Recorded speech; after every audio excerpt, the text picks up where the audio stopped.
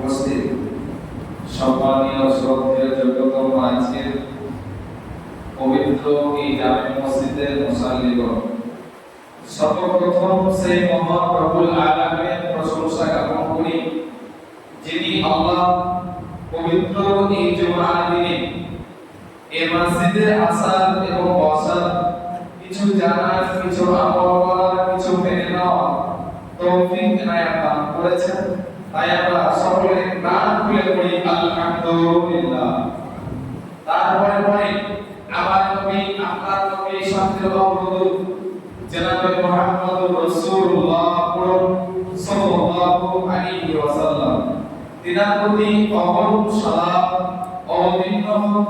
যথা আল্লাহুম্মা সাল্লি আলাইহি আল্লাহুম্মা বারিক আলাইহি আল্লাহুম্মা আমিন। আজকে আমি আপনাদের সম্মুখে পবিত্র আল কোরআন মাজিদ হইতে দুই জায়গা থেকে দুইখানা আয়াত আপনাদের সম্মুখে তেলাওয়াত করেছি। হাদিস থেকে ছোট্ট একখানা হাদিস আপনাদের সম্মুখে পেশ করেছি। কোরআন এবং হাদিসকে সামনে রেখে যথা সময়ের ভিতরে আজকে বক্তব্য জবানিকা করব ইনশাআল্লাহুল আজিজ ওয়া মা তাওফিকি ইল্লা বিল্লাহ। আজকে বক্তব্য বিষয় হচ্ছে আল্লাহর ভয় এবং আল্লাহর কাছে তওবা চাওয়া। আল্লাহর ভয় এবং আল্লাহর কাছে আমাদের তওবা চেয়ে নেওয়া। প্রত্যেক মানুষের ভুল হয়, এটা স্বাভাবিক ব্যাপার। প্রত্যেক মানুষের দ্বারাই গুনাহ হয়, এটা মডেল হয়ে গেছে যে পৃথিবীতে যতগুলো মাখলুকাত আল্লাহ তাআলা সৃষ্টি করেছেন, পৃথিবীতে যতগুলো জিন এবং ইনসানকে বানিয়েছেন, এদের সবাই দ্বারাই ভুল হয় কিংবা হচ্ছে কিংবা হয়ে যায়। আজকে সকাল থেকে ফজরের নামাজের পর থেকে নিয়ে বেলা 12টা পর্যন্ত আপনি কতটা গুনাহ করলেন, আপনি কতটা পাপ করলেন, আপনি কতটা নেকি করলেন, আপনি নিজে বেশি ভালো জানেন। আর আপনি যাহা কিছু করছেন সবকিছু নোট হচ্ছে। এই নোটগুলোকে যদি আপনি বুঝতে পারেন যে আমার দ্বারা ভুল হয়ে গেছে, যদি আপনি বুঝতে পারেন যে আমার দ্বারা পাপ হয়ে গেছে, তবে আপনাকে মাপ চেয়ে নিতে হবে। আর যদি আপনি মাপ চেয়ে নেন, আল্লাহ তাআলা বড় খুশি হয়, আল্লাহ তাআলা বড় আনন্দিত হয় যে দেখো আমার বান্দা ভুল করেছে সকাল থেকে নিয়ে বেলা 12টা পর্যন্ত, আর 12টার পরে এই জীবন মসজিদে এসে দেখো আমার দরবারে হাত তুলে আমার কাছে চাইছে, আল্লাহ ভুল হয়েছে, আল্লাহ মাফ করো, মাফ করো, মাফ করো। আজকে বড় দুর্ভাগ্যের বিষয় যে আল্লাহ বলে যে ভয়টা আমাদের অন্তরে রাখা দরকার, আল্লাহকে বলে যে ভয়টা আমাদের অন্তরে রাখা দরকার, এই ভয় আমার আপনার কাছ থেকে উড়ে গেছে, চলে গেছে। এই ভয় আমার আপনার বিবেকের ভিতরে, আমার আপনার ভিতরে নাই। তার কারণে মানুষের উপস্থিতি, তার কারণে মানুষের অবস্থা আজকে কিয়ামতের রাস্তার ময়দানে গিয়ে দাঁড়িয়ে গেছে। এই দুনিয়া আর বেশিদিন এইভাবে টিকবে না। যেভাবে মানুষের অবস্থা, যেভাবে মানুষের নীতি, যেভাবে মানুষের আচরণ, যেভাবে মানুষের স্বভাব, যেভাবে মানুষের আখলাক, যেভাবে মানুষের চরিত্র, আপনাকে আর কি বলে বলবো। যেভাবে আজকে আমরা আমাদের চলতে আছি, আমাদের কিয়ামত কত আগে আসছে। আপনি ভাবছেন যে আমার ছোট বাচ্চা মানুষ হচ্ছে নয়। আপনার ছোট বাচ্চা যতদিন ধরে পৃথিবীতে চলাচল করছে, কতদিন তার আয়ু কমতে আছে, কতদিন তার জীবনখানা কবরের দিকে এগোতে আছে। আপনি ভাবছেন যে আমার বয়স 60 বছর, তাহলে আমি খুব একটা বড় মানুষ হয়ে গেছি। তা নয়, আপনার বয়স 60 বছর হয়ে গেছে মানে আপনার জীবনটা কবরের দিকে এগিয়ে গেছে। এই কবর আর আপনার এই জীবন আর এই মরণ, এই জিনিসগুলোকে আপনাকে একটু লক্ষ্য রাখতে হবে, আল্লাহকে স্মরণ করতে হবে। আল্লাহ তাআলা পৃথিবীতে মানুষ এবং জিনকে সৃষ্টি করলেন।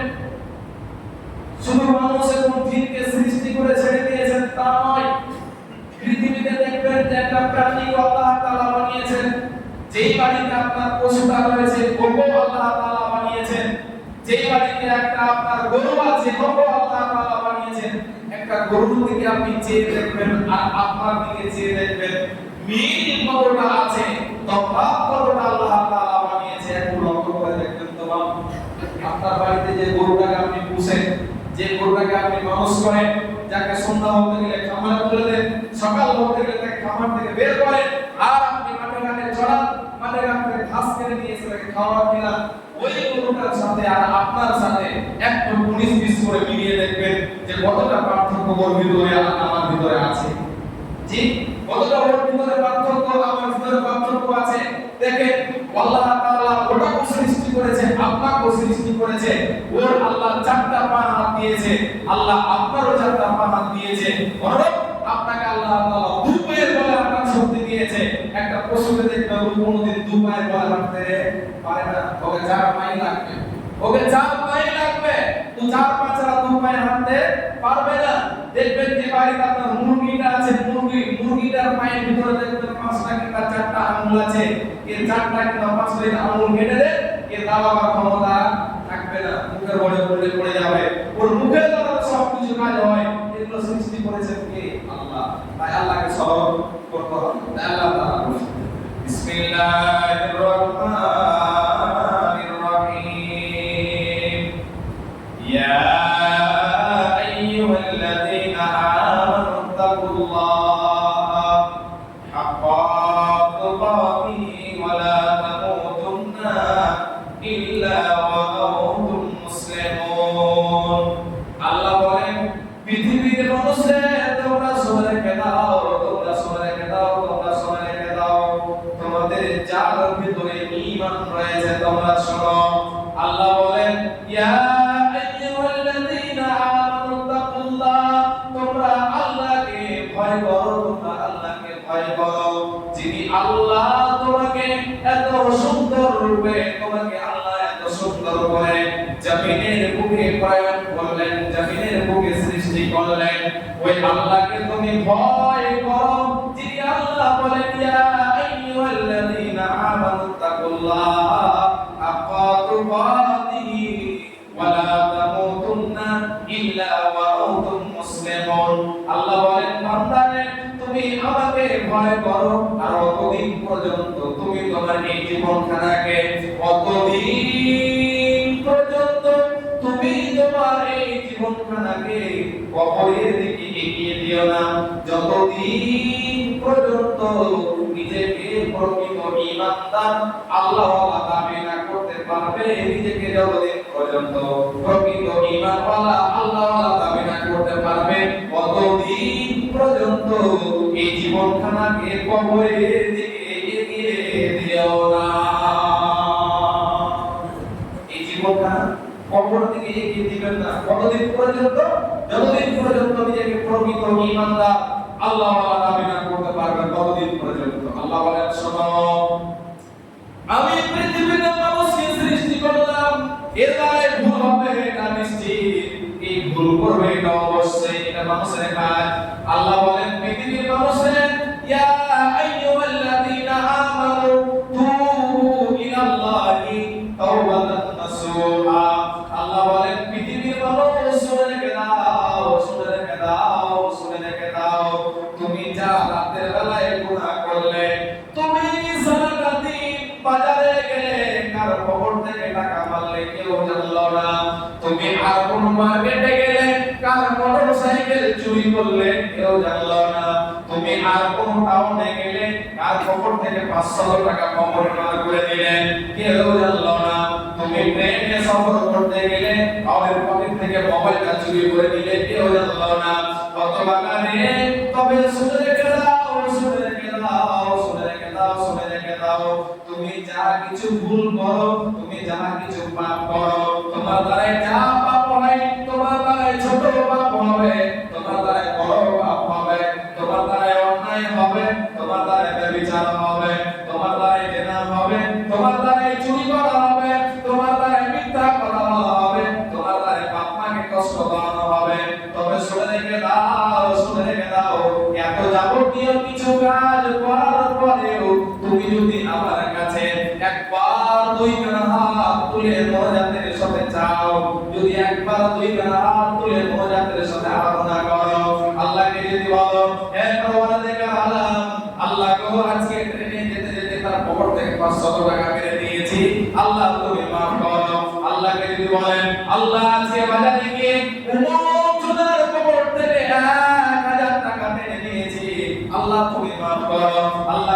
যদি এইভাবে আপনি মাফ চান তো আল্লাহ বলেন তুবু ইলাল্লাহি ওয়া তুবু ইলাল্লাহি তাওবাতান নাসুহা। আল্লাহ বলেন তবে শোনো, তুমি যদি তাওবার সাথে ইখলাসের সাথে মাফ চাইতে পারো, আমি আল্লাহ তোমাকে মাফ করে দিব।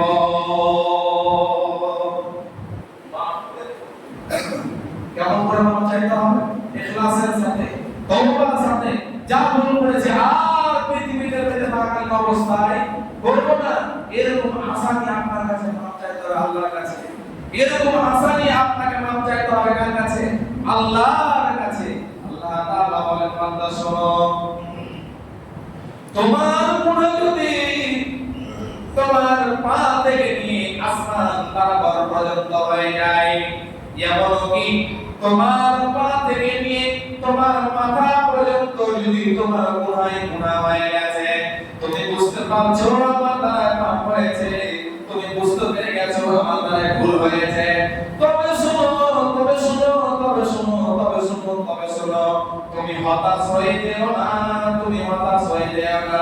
যদি তোমার পা থেকে নিয়ে আসমান বরাবর পর্যন্ত গুনাহ হয়ে যায়, আপনি বুঝতে পেরেছেন আমার দ্বারা গুনাহ হয়ে গেছে, এই জীবনখানাকে আর রাখতে মন চায় না, তার কারণ হলো এটাই যে আল্লাহ আমাকে কিয়ামতের দিনে কেমন করে আল্লাহর সামনে আমি জবাব দিব, কেমন করে আল্লাহর সামনে আমি দাঁড়াবো।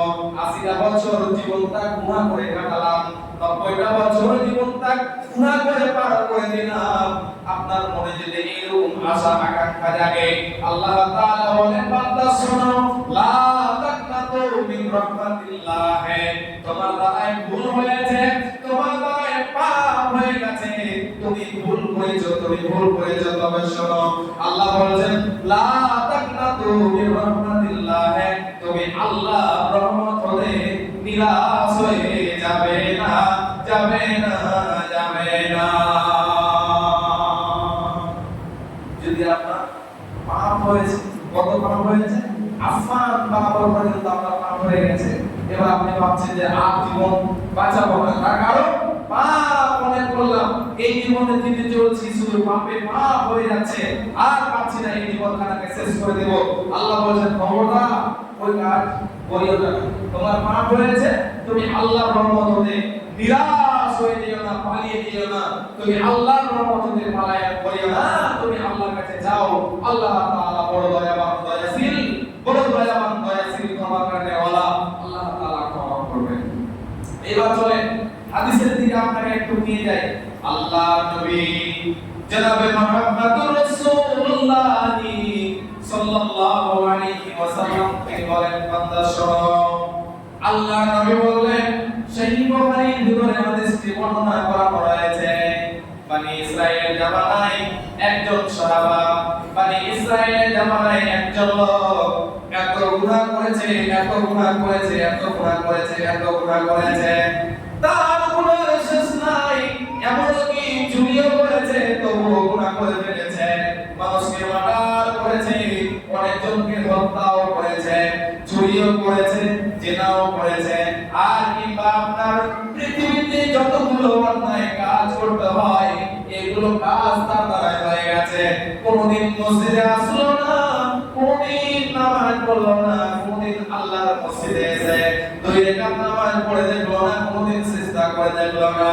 আল্লাহ নবী বললেন, এমন বান্দা, এমন একজন লোক যখন তার মরণের সময় কাছে আসলো, যখন তার মরণের সময় নিকটে চলে এসেছে, বুঝতে পেরে গেছে এই জীবনখানাকে নিয়ে বড় পাপ করলাম, জীবনখানাকে নিয়ে বড় অবহেলায় অলসতায় কাটিয়ে দিলাম, চুরি করলাম, ব্যভিচার করলাম, মানুষকে মার্ডার করলাম, আর কিছু করলাম, আর কিছু করলাম, আর কিছু করলাম, এত কিছু পাপ করলাম, মনে হয় আল্লাহ আমাকে ক্ষমা করবে না, মনে হয় আল্লাহ আমাকে মাফ করবে না। ওই মত অবস্থায় ওই বনি ইসরাইলের জামানায় ওই লোকটা তার 2 জন সন্তানকে বলছেন, বেটা রে, ও আমার কলিজার সন্তান, তোমরা শোনো, বেটা আমি যখন মারা যাব, আমার জীবনখানা যখন শেষ হয়ে যাবে, বেটা রে, তবে শোনো, তবে শোনো, আমি পৃথিবীতে তোমাদের এমন একটা ওসিয়ত করে যাব, বেটা, এই ওসিয়তটা তোমরা আমার পালন করে নেবে, যাতে করে আল্লাহ রাব্বুল আলামিনের কাছে আমাকে জবাবদিহি না হতে হয়। অমনি সময় ওই বেটা দুইজনকে তার বাপ বলছে, বেটা রে, আমার যখন জীবনখানা চলে যাবে আব্বা, আমি যখন মরে যাব, আমার এই মরা দেহটাকে নিয়ে তোমরা এক বিশাল সমুদ্রের কিনারায় চলে যাবে, তোমরা এক বিশাল সমুদ্রের নিকটে চলে যাবে, আর ওই জায়গায় গিয়ে আমার এই জীবনখানাকে আগুন দিয়ে জ্বালাবে, আগুন দিয়ে জ্বালাবে, আগুন দিয়ে পুড়াবে, আগুন দিয়ে পুড়িয়ে যা পরিমাণ ছাই বানতে বাটারে ওয়াসফাউল বাদরে, তুমি করবে কি, হাওয়াতে উড়িয়ে দিবে, কিছু অংশ ছাই তুমি হাওয়াতে উড়িয়ে দিবে, ওয়াসফাউল বাদরে ওয়াল বাহরে, এবং তুমি করবে কি, কিছু অংশ ছাই সমুদ্রের জলে ভাসিয়ে দেবে, যাতে করে আল্লাহ তাআলা আমাকে ধরতে না পারে। এমন একটা তার বেটা দুইজনকে ওসিয়ত করছেন, কে? পাপ করনেওয়ালা, পাপ করনেওয়ালা, গুনাহ করনেওয়ালা মরণের সময় বুঝতে পেরেছে যে আল্লাহ একজন আছেন, আল্লাহকে বলে ভয় তার মনের ভিতরে কাজ করেছে, তার কারণে ওই লোকটা তার দুইজন সন্তানকে এরকম ওসিয়ত করছে, বেটা আমি যখন মারা যাব, আমার এই জীবনখানাকে পুড়াবে, আর পুড়িয়ে কিছু অংশ ছাই তোমরা সমুদ্রের জলে ভাসিয়ে দেবে, আর কিছু অংশ ছাই তোমরা হাওয়াতে উড়িয়ে দেবে, যাতে করে আল্লাহ তাআলা আমাকে ধরতে না পারে। কিন্তু আল্লাহ বলেন, বান্দা শোন, কিয়ামতের ময়দানে আল্লাহ রাব্বুল আলামিন সমুদ্রকে বলবেন, সমুদ্র রে, তোকে আমি আল্লাহ পাঠিয়েছি, তোকে যেই বান্দাটা হুকুম করেছিল, যেই ছাইগুলোকে ওই বান্দাটার যত দূর পরিমাণ তুই নিয়ে গেছিস সমুদ্র সর, যত দূর পর্যন্ত ওই ছাইগুলা তোর দ্বারাই চলে গেছে, ঢেউ গেছে, হাওয়াতে গেছে, পানিতে ডুবে গেছে, পানিতে চলে গেছে, ওরে পানি, ওরে সমুদ্র, আমি তোকে আল্লাহ আদেশ করছি, অমুক গ্রামের, অমুক পাড়ার, অমুক লোকটার যতদূর পর্যন্ত ছাইগুলোকে ডুবিয়ে গিয়েছ, যতদূর পর্যন্ত ছাইগুলোকে নিয়ে গিয়েছ, তুমি যতদূর পর্যন্ত নিয়ে গিয়েছ, ওই ছাইগুলোকে নিয়ে এসে আমার সামনে হাজির করে দাও। আল্লাহ তাআলা যেমনি ভাবে এইরকম করে সমুদ্রকে অর্ডার করবেন, আল্লাহর বড় কথা শুনে সমুদ্র করবে কি, তামাম ছাইগুলোকে নিয়ে এসে আল্লাহর সামনে হাজির করে দেবেন। তারপরে করে হাওয়াকে আল্লাহ বলবেন, হাওয়া রে, যতদূর পর্যন্ত তুমি অমুক বান্দাটার, পাপী বান্দাটার, পাপী বান্দাটার, গুনাহগারওয়ালা বান্দাটার ছাইগুলোকে তুমি যতদূর পর্যন্ত উড়িয়ে নিয়ে গেছো রে বান্দা, যতদূর পর্যন্ত তুমি অমুক বান্দার ছাইটাকে উড়িয়ে নিয়ে গেছো, এ হাওয়া, আমি তোমাকে বলছি, তুমি তার ছাইগুলোকে নিয়ে এসে আমার সামনে হাজির করে দাও। আল্লাহ তাআলা বলেন সমুদ্রকে, সমুদ্র ছাইগুলোকে হাজির করে দিলেন। আল্লাহ বললেন হাওয়াকে, হাওয়া ছাইগুলোকে নিয়ে এসে হাজির করে দিলেন। এই ছাইগুলোকে হাজির করার পরে আল্লাহ তাআলা পরমভাবে যেরকম পৃথিবীতে গুনাহগার হয়ে বান্দা হয়ে বেঁচেছিলেন, পরমভাবে তাকে জীবিত করলেন, পরমভাবে তাকে মানব রূপে তৈরি করলেন। ওই সময় আল্লাহ তাআলা ওই নাফরমান বান্দাকে বলেছেন, বান্দারে বল, বান্দারে বল, কিসের কারণে, কেন তুই তোর জীবনখানাকে পুরাবার হুকুম দিয়েছিস তোর সন্তানকে, বল কেন তোর জীবনখানাকে এরকম পুড়িয়ে দিয়ে এক অংশ ছাই সমুদ্রের মাঝে কেন ফেলতে বলেছিস, বল কেন তুই হাওয়াতে উড়িয়ে দিয়েছিস, বল।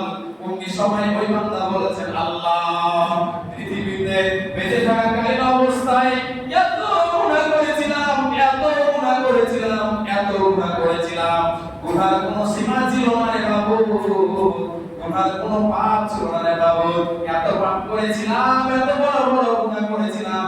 এই গুনাহ যদি আমি বর্জন করতে যাই, তবে আমার শরীর থেকে আমার গুনাহগার পাপ বেশি হয়ে যাবে।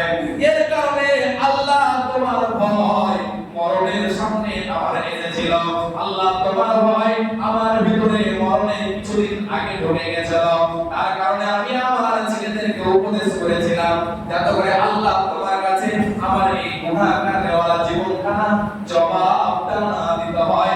এর কারণে আমি আল্লাহ কারণে আমি আমার সন্তানকে এরকম আদেশ প্রদান করেছিলাম।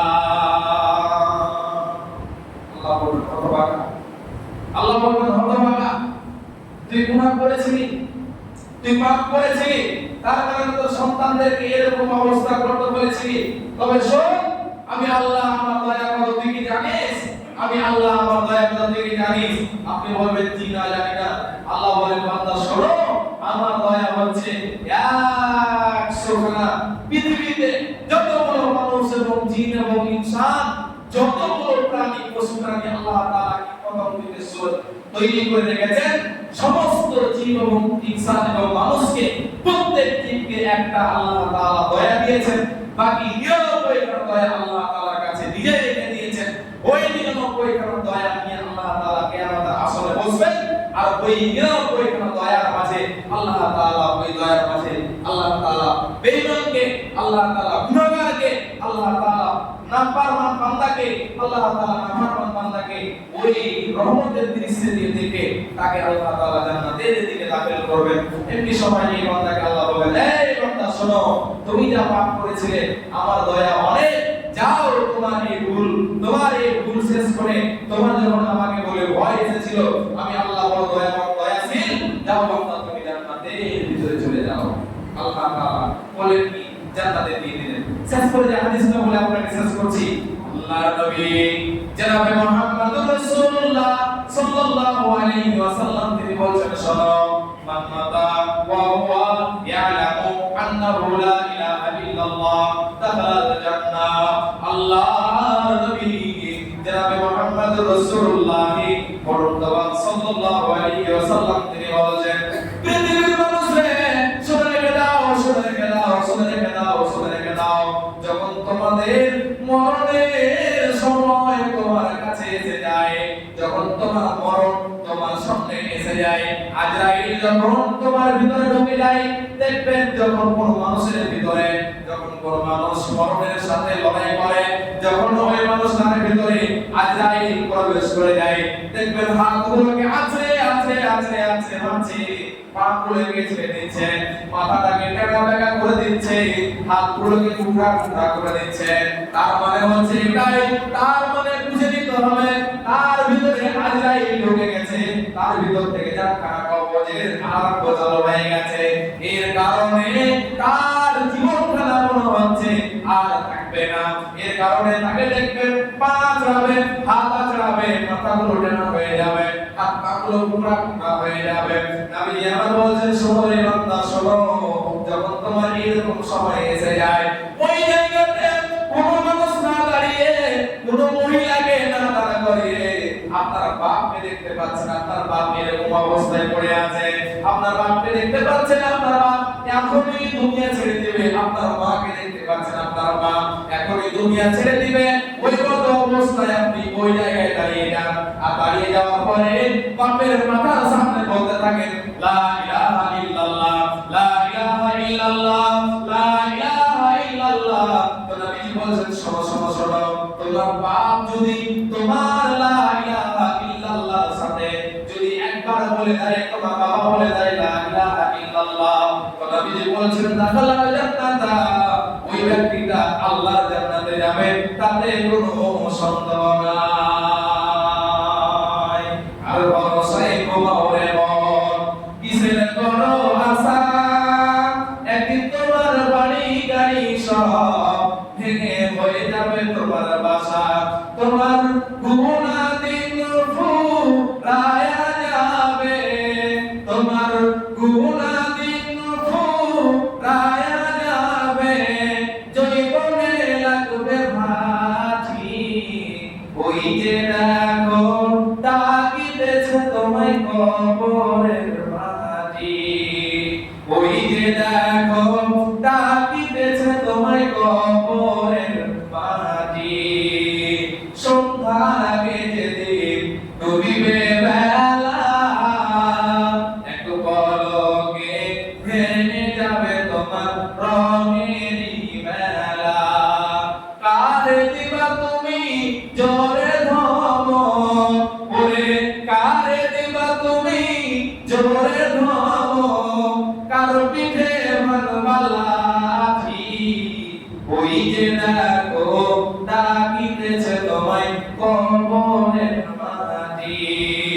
ওই যে দেখো ডাকিতেছে তোমায় কবরে মাটি।